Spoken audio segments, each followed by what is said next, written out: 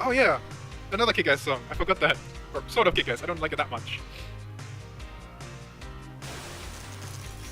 And that was FarCry 3 Blood Dragon. It didn't take me that long. That song is quite awful, actually.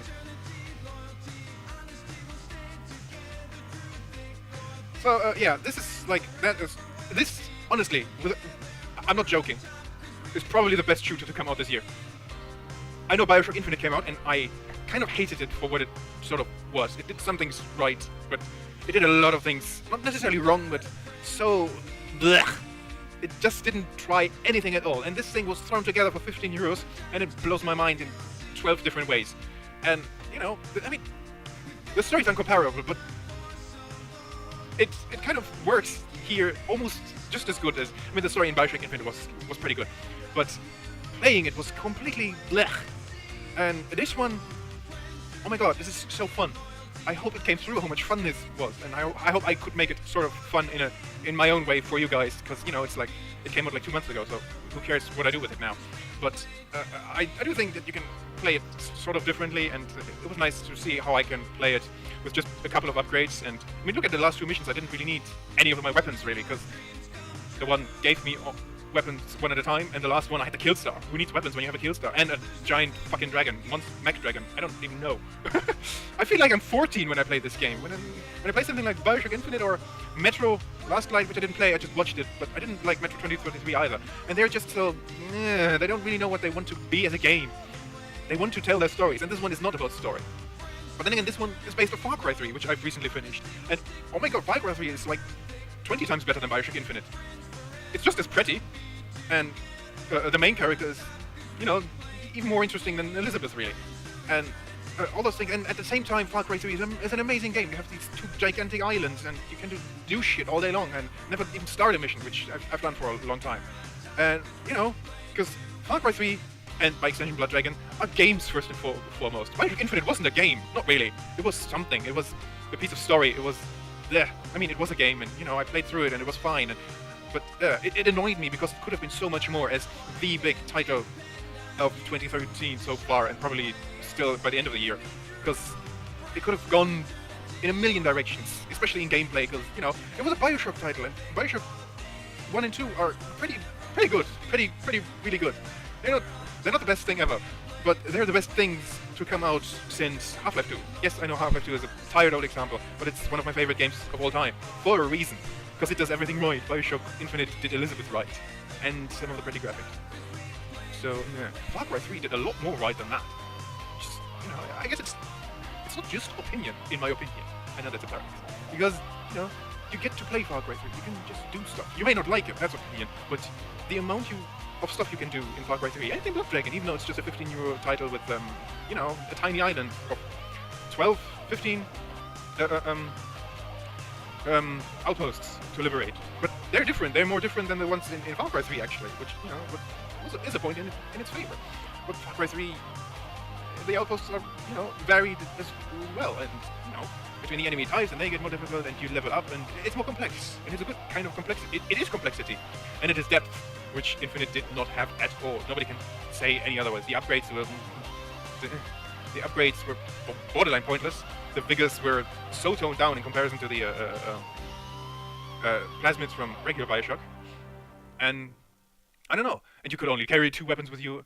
You start out Far Cry 3 like that, but then you have 4 weapons. 4 weapons is excellent, because with 4 weapons you can have like one for each situation. Look at what I ran around with in Blood Dragon right now.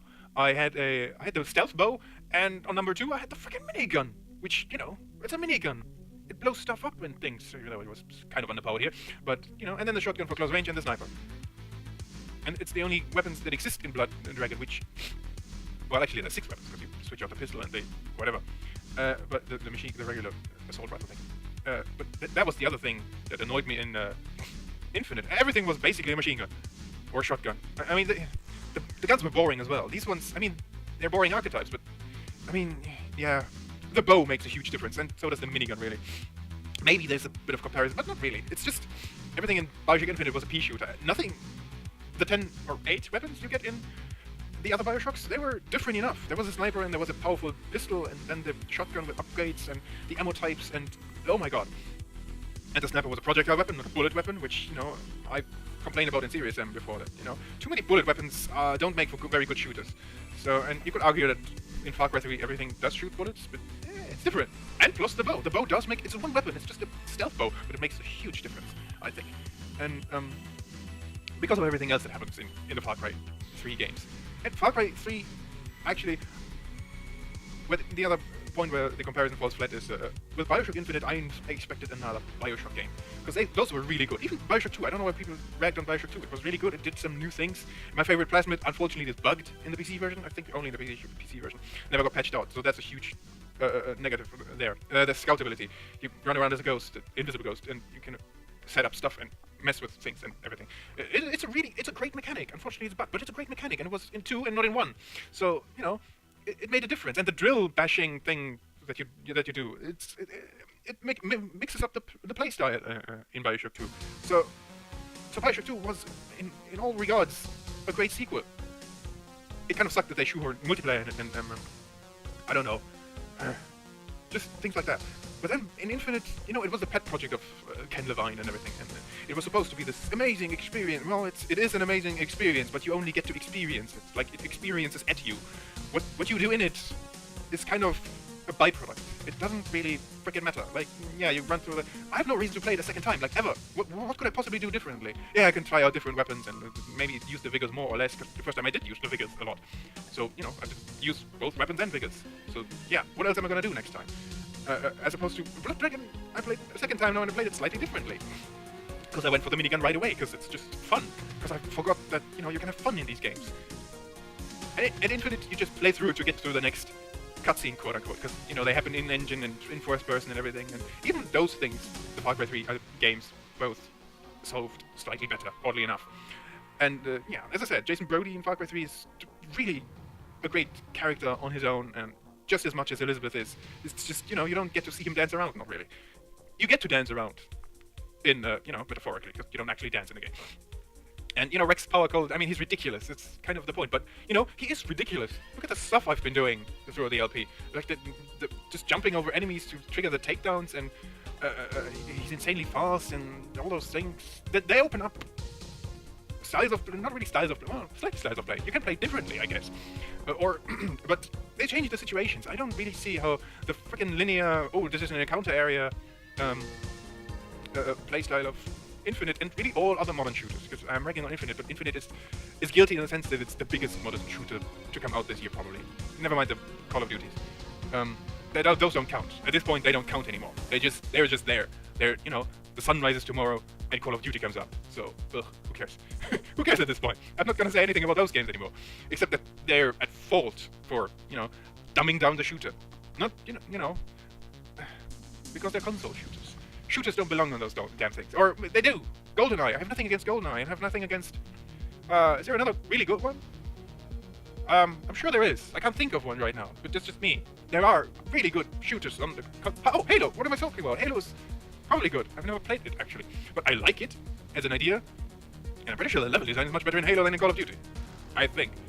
And, it does the regenerating shield thing, but not health. And I don't know. I don't really know nothing about Halo, but I still like it. Maybe I wouldn't like it once I knew more about it. But, at least it's set in the freaking future. Don't put everything on Earth. I mean, Blood Dragon is on Earth, and so is FarCry 3. But it's unreal enough and fantastic enough. I kept saying this is, Blood Dragon, especially the end, though most missions, are great power fantasies. Powerful wish fulfillment, power fantasies. What did I say? I don't know.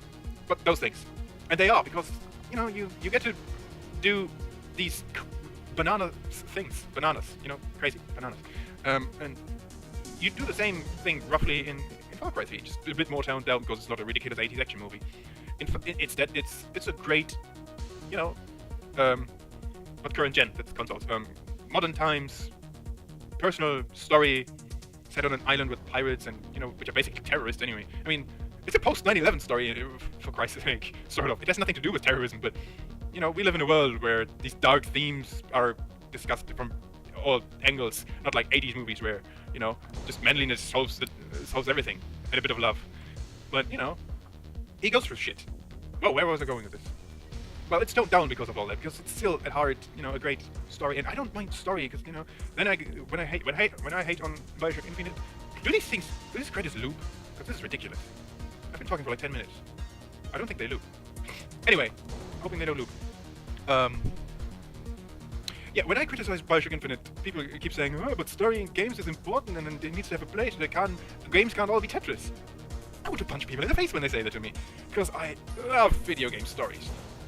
When they're told like video game stories, not like movies. If I want to watch a movie, I'm gonna put in a DVD, because I don't have Blu-rays yet. I'm poor. This is why I'm playing €15 games and loving them so much. No, but you know, movies have all these limitations that games do not have. FarCry 3 told the story like a game. It did. And so did Half-Life 2 for that matter. Because, you know, you can accuse it of being just as linear as the corridor shooters today, which is awfully wrong, but you can say that, and okay, fine, have your argument all day long. But as a story, it still told its story as a game. And technically, so does even Left 4 Dead, while we are on the subject of Half-Life and Valve and everything. And though Portal 2 is much better at telling a story like a game, for the most part. And you know, Left 4 Dead 2, or both Left 4 Dead, tell a story through their gameplay and in their game world, because they use the world for it.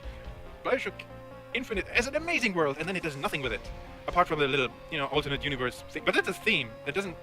It's a theme in it, and it uses that a bit, but not enough, and it doesn't do anything with it, not really, because you know they reduce it all to these few couple notes that you have to hit when you're writing a movie, apparently.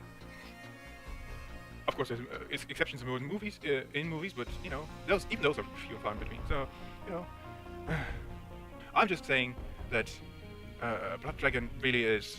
I mean, I'd like Far Cry 3.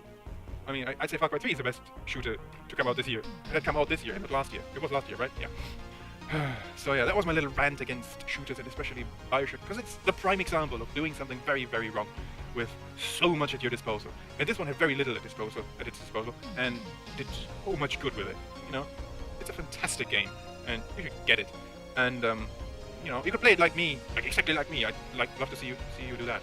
But then you'd still have something to do. So yeah, that's what you can do. Or you know, you have. I finished the game and I have shit to do. Finish Bioshock Infinite, and yeah, you can start over and do the same thing again. Because you know. Okay, I'll stop. Except one thing. The Bioshocks were about like choices and everything. In Far Cry 3, you get to make like one choice, maybe two. I think it's two, or the same one twice. And they played with it a little in Infinite, because you know you have a couple of choices and they amount to absolutely fucking nothing. Which you might say is a deconstruction, but I think it's a cheap trick to get away with. You know, you can be subversive without compromising things like that. You don't have to trick the player into thinking something matters and then it doesn't. The Walking Dead did that really good. Which, you know, don't tell me I don't like stories in video games. The Walking Dead, I mean the adventure game, not the shooter game. Although, yeah, I haven't played the shooter game. Why would I? But the yeah, the adventure game.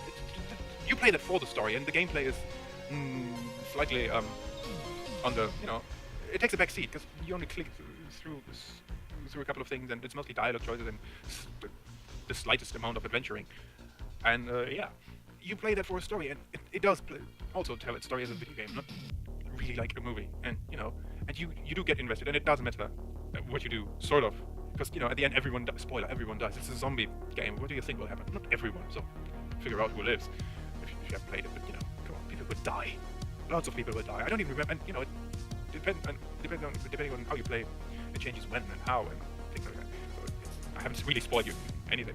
And I do like stories in games when, you know, when it works. In too many games it doesn't work. I'm not saying in Blood Dragon it works particularly well because the story is insanely stupid. I'm not saying this is a prime example of what everyone should do, but it is a prime example of, you know, doing something right. You have to set out to do something, and you know they got it right because they were stupid. And you know, it's like Bioshock Infinite had no confidence in itself, so it reverted to being a movie that you just play through occasionally behind chest-high walls, more or less. Well, they don't have the chest-high walls. Or do they? I keep forgetting. See, I don't even remember, because you know it was not a memorable game. This one, oh my god, this game.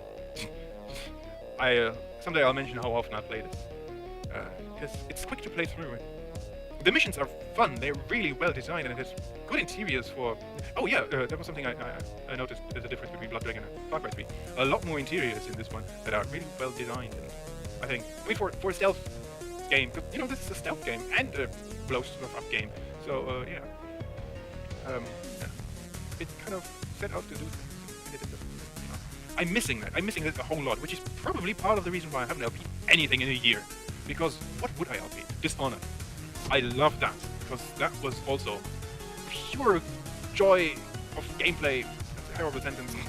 But it was, oh my god, orgasmically good to play. And on top of that, the story was nice and changed and, you know, things like that. Games. I really love games, but I really don't love all of them. So, yeah. See you next time if there is one. I don't really know yet. So, hope you enjoyed the playthrough. Hope you kind of listened to my rant, because, you know, maybe you have an opinion. I mean, you probably have an opinion, because why wouldn't you have? But if you want to share it, go ahead. I know people will disagree, and I don't care, because, well, I care in the sense that, I should really stop, I'm sorry. I care in the sense that too many people disagree for stupid reasons. Because a lot of people disagree for stupid reasons, because they don't really get it. I know that's a difficult argument to make, but they don't really get it. I don't get what they want out of games. Like, why would they? Yeah, I'm just gonna stop there, really. And thanks for watching again. And all right, see ya. Bye bye.